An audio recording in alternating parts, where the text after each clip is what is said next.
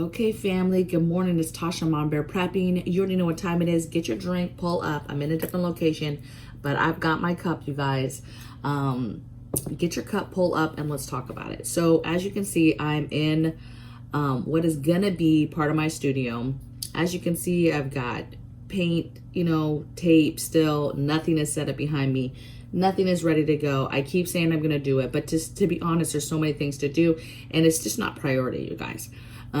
What is priority is what I'm about to talk to you guys about today. So I received a bunch of emails from various subscribers. Some actually went out of the way and said don't mention their names, right? But they wanted to give me the information and just to make sure that I was hitting on this. So I was tracking on this because I just watch this type of stuff. Okay, I watch a specific YouTuber who talks about solar flares, CMEs, all of that good stuff. It's almost like a weather report every single day on his channel, and it's great information. Suspicious Observers is the name of the channel. Great channel. Talks a little smart, right? I have to really listen intently the way that he speaks and talks about things to really even understand sometimes what he's saying, okay? But he's very real, and once in a while he puts in some plain English like, hey, this ain't the big one, don't freak out, but prepare, this is what's gonna happen. And he'll give us some dates, some times, things like that. Now, so great channel, okay? So I will try to remember to link put a link to his page in the description box so you can check him out. And of course, in the comments, make sure you mention if there's any great channels that follow CMEs, solar flares, that type of thing on a regular basis, right? That is what their channel's about. Make sure you let the group know in the comments and we can start watching them as well. So basically the gist of it is we've been dealing with a lot of solar flares, CMEs the last week, right? What's crazy is really over the last 2 years, year and a half, we've seen an influx of on and off CMEs happening, right? A lot of solar storms happening. And, I did a video yesterday on internet and what's going on. And some of that, yes, I agree that some of that stuff, that disruptions that people are experiencing is 100% the solar flares, the impact of solar flares, and that solar energy that's hitting and headed towards us, Earth, right? And so, and a lot of it has a lot of variables of where it hits and all that stuff, but that stuff plays into it. Also, mental health, sickness, even something as simple as a headache or a stomach ache, something like that, that can come from that's effects, that could be possibly effects from a solar flare. So we're going to talk about the CME because one hit the other day, was fairly significant, but there's another one hitting us tomorrow and Monday. So Sunday, Monday, 13th, 14th. Okay. And, basically I wanted to walk you through things that I do personally to get ready when I hear of, a warning for a CME or incoming solar flare, that type of thing. And real quick, a lot of people will be like, that could just happen and we won't even see it coming, right? That's true, but there's so much technology and there's so many smart people out there that actually make a living by every single day, all day long, viewing this stuff, researching it, watching it. So it's really hard, in my opinion, for something to slip through and somebody not have seen something, watch something, see that something is coming. That's just my opinion, you guys. My coffee is so good today too, just so you guys know. Delicious. Okay, so let's talk about it. I'm going to give you 10 things that I do. Okay, so obviously we are prepared in the sense that we have Faraday cages built, but there's a lot of stuff that you can do. So my number one thing is Faraday cages. Obviously, incoming, you have a warning. So to get ready for tomorrow, we're going to be filling up our Faraday cages. Now, I say that as if they just sit around empty all the time. No, our Faraday cages have things in them all the time that we keep 100% all the time in the Faraday cages. However, life happens, things get taken out, especially recently. We're dealing with all the house stuff. We've actually used our solar generators quite a bit and had them in and out of the box quite a bit for different projects, out in the garage, different things, okay? And so, ensuring that all of that stuff makes it back into the Faraday cage and any extra stuff. So things like I keep all our little small generators. what do you call them? Little solar banks or solar chargers or any of that stuff. Battery ran, chargeable USB ones, just all of those. I keep all those little ones and I'll throw, those are all over the house for people to use to charge different things. I'll snag all those up and put them in the box. Okay. So Faraday cages in order. Some last minute Faraday cages is if you're just peeping game and you're like, oh my goodness, I haven't built that. Simply putting stuff in an old microwave, an old dryer, washer, or even your current dryer. Obviously don't turn it on, but even your current dryer, an old freezer, an old refrigerator you might have in the garage. You can stick stuff, wrap it up in a bunch of tin foil and stick it up in there, okay? If you've got something metal, a metal box of some sort, some kind of metal stuff, wrap it in tin foil, put it in that metal tin if you can, and then put it in that old refrigerator or reefer, okay? What's good about that is that is metal, and then a lot of those appliances have that rubber gasket lining already, which is helpful to help us seal, okay? And you could go further and tape that around that, whatever. You know, this isn't the big one, but, you know, it could have disruptions and nobody wants, you know, their basic stuff to be ruined, right? So you have preparedness items you want to protect, and this goes much bigger, you know, government, you know, it's their responsibility to protect our grid, to protect satellites, to protect all this other stuff, communications, and towers and cell phone towers and all this other stuff. That's their responsibilities to, you know, make sure those companies, I should say, to make sure that their stuff is protected. For you, you're just trying to protect your house and your home. Number 2 thing is I'm adding computers, tablets, game systems. So any kind of game systems, basically think of anything that has a chip, an active chip. That's what you're worried about, right? Everything today, there's so much stuff that runs off of chips. Your car, you know, that's why they say, you know, your car can be affected if it's not protected. Your home, there's devices and things that you can get for your home on EMP Shield to protect your home, to protect your car. Whether those things work or not are yet to be seen. But there are items that you can buy out there to protect big items like your car, like, you know, and keep it running when you're out and about and a CME hits, or your power grid to your house, specifically to your house and your home.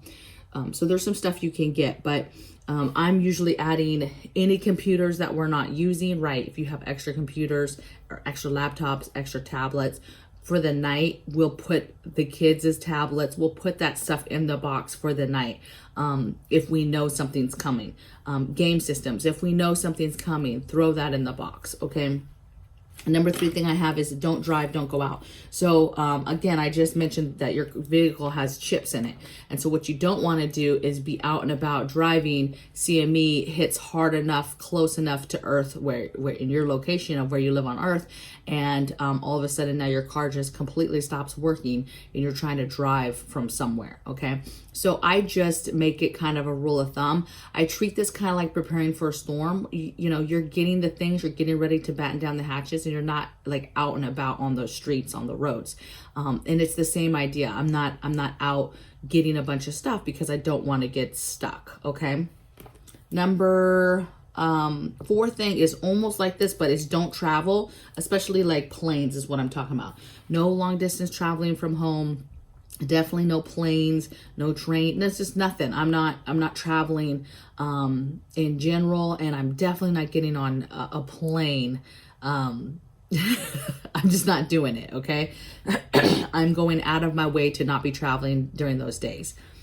Number 5 I have is unplug your items not being used. Now, some people might be like, Tasha, that's not going to do anything because you can unplug it, but if it's a strong enough you know, thing that happens, right? Signal, whatever that happens, whether it's a CME, EMP, whatever, your stuff could potentially still get fried. You unplugging it is not saving it, okay? But I'm going to tell you why I do this, my thought process. And maybe I don't know anything because I'm not smart, you guys. I don't know everything. And this is definitely not my area of expertise. I'm just sharing with you what this mama bear does to prepare when I know there's an incoming CME.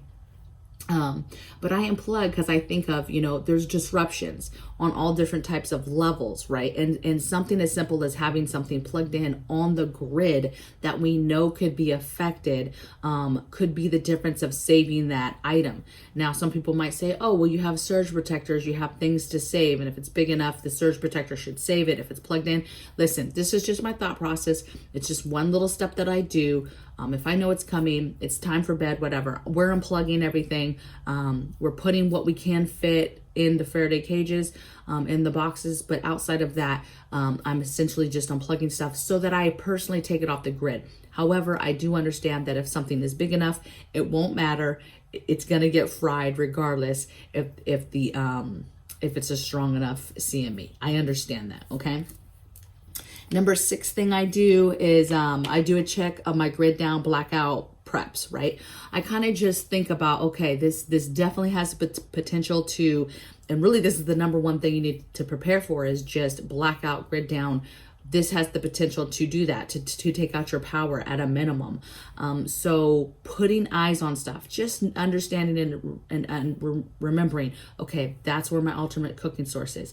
This is where I have my fuels. Okay, this is where I have this. Maybe you could pre-stage some stuff like a cook area or whatever, right? Just put eyes on certain preps. Know where your lights out things are. Know where your flashlights are.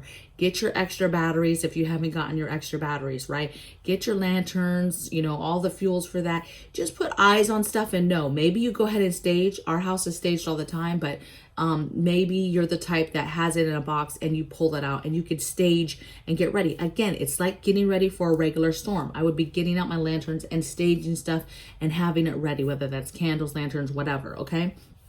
So, put eyes on your grid down, blackout type items, your basic emergency kit items. Know where those are at in the house and just put eyes on them in case there's any last minute stuff you need. You open up I'm infamous for this, okay? You open up the drawer that's supposed to have batteries and there's literally 1 pack of batteries in there that's not gonna last you no time at all. And you're like, okay, I'm gonna go out and get batteries, okay? That's what I'm talking about. Number 7 is get your gas, right? Just top off. Obviously, that's not really an issue right now with what's going on. Everybody is thinking about gas.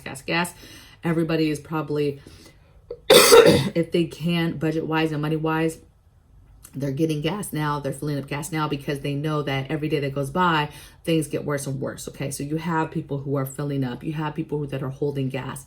And so it's not necessarily that a CME you need to stockpile gas. It's more of you just want to make sure that you're ready to go and your vehicle is full of gas. Your normal preparedness items that you would do, right? One thing that this could take down is just basic electronic type machines and systems, right? And so stuff like getting gas could be an issue because it's electronic pumps. And if that grid gets damaged, now that stuff doesn't work, internet doesn't work, whatever, now you're possibly not able to get something as simple as gas because it's all electronic and it's been fried or whatever, damaged in some capacity. So you want to get gas, just get ahead of that so that's one thing you're not thinking about having to do later. Number 8 thing I have is add your normal things to your Faraday cage. So I say this because I know a lot of people that have a whole setup with like CCTVs and your radios, right? Ham radios, walkie-talkies set up, charging all the time, your CB radio, right? You have like a little comms area set up, ready to go. What I do though is I make sure that all that stuff is disconnected and those main pieces are put in the Faraday cage, right? We're not keeping ham radios, walkie-talkies, anything like that is going in the box. It's not getting kept out. So if you're the type that leaves that out, unless you have that stuff in a room that is like built for Faraday already, right? You have a little hut that's Faradayed out, right? Then awesome. But if not, you're taking a chance of that stuff possibly getting fried, okay? Number 9 thing I have is get cash. It's the same idea as gas, because again, if the system goes down, whether it's a blackout, something gets fried, whatever, and the banking system is all online, ATMs, that type of thing, something as simple as getting cash could all of a sudden turn into a big issue because the ATMs are down and you have no way to get money out, okay? So just and banks, don't expect a bank to be open because remember, everything is electronic, right? These days, everything is techie, right? And smart. And so you know, you think it's a brick and mortar building and you can just easily go in and get cash, but you have all these things that are set up on an electronic grid, and they're not going to be able to do business, just like businesses not being able to do business as soon as the grid's down, because their system is totally techified, right? So that's what I mean by get cash, and just be ready for that. And then number 10 thing I have is something I do for normal storm stuff, but again, this really has to do with just basic preparedness stuff, is I just make sure that all my water containers are topped off, right? I make sure my Berkey is filled, any other filtering systems are full. I fill a couple pans of water. I don't go as far as filling the bathtub with water, but I, especially now because we're dealing with a septic tank issue, but we're filling all our stuff with water, okay? You know, we're making sure that we're topped off with water type products. You know, I peeped a game the other day from somebody where you get the what do you call them? I have sternos on my mind, but it's not sternos. The thermoses, right? I peeped game. You buy the thermos and then you fill that the night before, and then you have hot water in the morning. It holds the heat. So this is a time that I would be doing that, right? I'm doing basic storm prep. I'd be filling those thermoses, having them ready to go, having my coffee thermos filled, all those thermoses filled, so you have hot water ready to go in the morning, or at least warm water. But those things keep it hot, okay? So just basic going down and doing your basic preparedness type items with in regards to water, okay? If you have anything, if I had anything, like let's say I have some extra trash cans, some plastic trash cans, right? Maybe I'm just taking the hose and I'm just filling those up, and I'm just having them willy-nilly filled up with the lid on, you know, and I just have it in there as an emergency, right? You never know when that water is going to need to be used. And so I'm just kind of treating the whole situation like a normal storm that's about to hit, and doing the things that I would normally do for that. But then adding the specifics on trying to protect our equipment, okay? Now, you know, there's a lot of things that could affect us: solar flares, CMEs, EMPs is another one. And EMP could be natural, or it could be somebody doing that to us. Kind of the same theory as far as trying to protect your items. But all of it to me really is the same. It's the same stuff, you guys. Preparedness is preparedness, right? So continue to do the things. I'm looking forward in the comments. So anything you want to add, again, I'm not an expert, so anything you want to add to the conversation, anything you want to add as far as, you know, how to do homemade Faraday cages, channels that you watch that follow solar flares and CMEs on a regular basis. Suspicious Observers is who I watch. I'll make sure that I link him, or try to remember to link his page in the description box. And I will see you guys tomorrow on the next video, okay? You guys be safe, do great things, and I'll see you tomorrow. Take care. Bye.